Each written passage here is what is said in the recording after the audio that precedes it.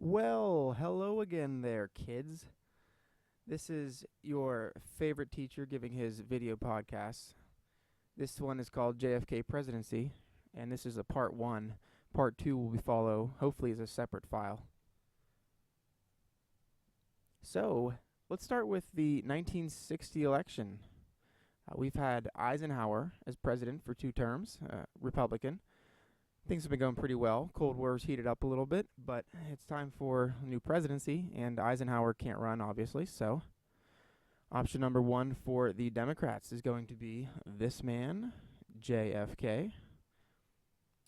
This picture's over here because he was a Catholic, and in fact, if he were to be elected, he would have been the first Catholic president. Democrat noted by the animal, the donkey. His running mate for vice president was going to be Lyndon Baines Johnson from down here in Texas. You might look familiar because eventually he's going to be a president, obviously, if you know the story of JFK and what happens. But they're going to be running against this man, Richard Milhouse Nixon. He looks familiar too, I bet, but he's not quite ready to be president. But nonetheless, let's see how this showdown happens. Well, they're going to end up having the first televised presidential debate in the 1960s election. It's a big deal, right? This changes everything because now people are watching from their TVs instead of listening to the radios, and they can see exactly everything that's going on. And appearance makes a big difference, doesn't it? If you were just to look at these pictures, which one has an advantage? The younger guy, pretty handsome guy, accepted by especially women everywhere. Women loved him. And Mr. Nixon, a little scowl on his face, doesn't look very pleasant at the moment. The audiences, though, they say that the results were very, very mixed depending on which source you were watching. The radio listeners, they said, well, clearly Nixon was the winner. However, when they asked and polled the TV watchers, they had said clearly JFK won. And so because of his appearance, his smile, his charm, his stunning good looks, much like my own, makes me such a great teacher, of course. He ended up having the bigger audience on TV, and that's not the only reason he won, but it helped. And it was a close election. Look how close some of these results are.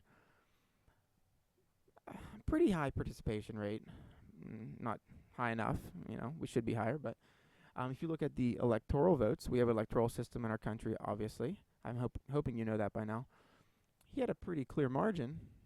However, over here with the popular vote, JFK, Richard Nixon, very, very, very close. But hey, we have the electoral votes, so what are you going to do? And this shows state by state. It looks like Pennsylvania voted for Kennedy. For the most part, these northeastern states. Some southern states, you can see that the whole Democrat from the South thing was still going on at the time. Texas, because that's where LBJ was from. But so he pulled it off. Oh my God! Aha, gotcha. You guys finally got your wish. Some of you were telling me I should pull one of these fast ones on you. Haha. I hope you had your speakers on. Obviously, you must have if you're hearing my lovely voice. How exciting for you. So there you go. You're welcome. Anyway, back to JFK. So he called his program the New Frontier, whereas, remember Teddy Roosevelt, back at the turn of the century, he called his the Square Deal, and FDR called his the New Deal. Well, he called his catchy little name the New Frontier. And these were his domestic programs, domestic meaning in the country. So forget the Cold War for a second. We're going to talk about in the country, what was he doing. First one, maybe you've heard of the Peace Corps. I don't know if you have a family member who's joined the Peace Corps back in the day, but 1961, these were volunteers, usually young Americans, maybe of college age. After you graduate high school, they want to go away and help less fortunate. So they would volunteer to teach, provide manpower, help in communities in developing countries. A lot of it is Latin America. You can still do that today. It's still an option. Alliance for Progress is what the title of the next program was, 1961.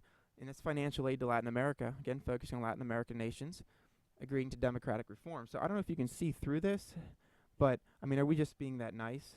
Are we just trying to help the world that much? I mean, I like to think that's part of it, right? But let's be honest, we're in the Cold War. What's the underlying reason? Well, we want to make sure, just like in Germany and in Japan, Korea, eventually Vietnam, we want to make sure they're staying democratic and not communist. So if we're friendly to these countries, maybe they'll stay to their ways. So I'm sorry to be so cynical, but I think that has to be part of the reasons we're doing these things. During the Cold War, during JFK's presidency, don't forget, the Cold War is definitely going on, and one of those issues was the Bay of Pigs, 1961. As soon as he was elected, he had to deal with this, I believe within the first two months or so. This was the catastrophe where we were going to help overthrow Fidel Castro in Cuba. Totally failed.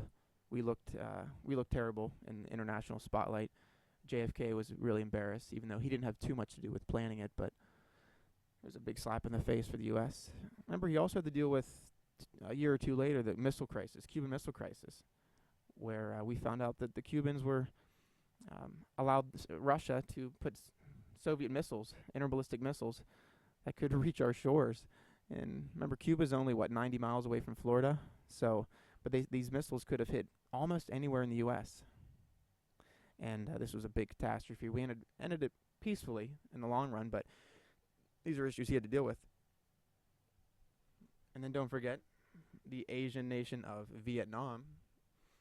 We're slowly getting involved. He sends 16,000 military advisors. We're not going to really ramp it up till the next president, LBJ, the vice president of Kennedy, but we are starting to get involved in Vietnam more and more. We're starting to step it up because we don't want them to turn communist.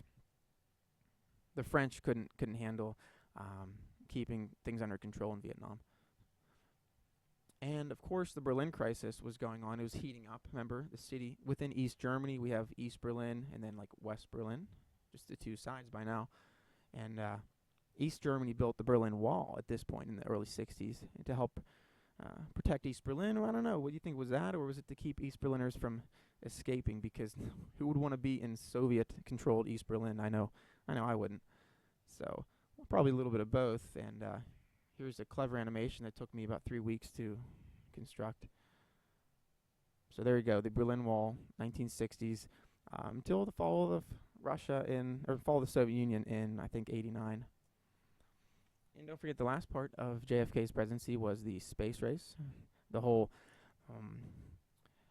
he was going to be the first country to really take control and explore space. It's just part of this macho competition of who's going to be in charge.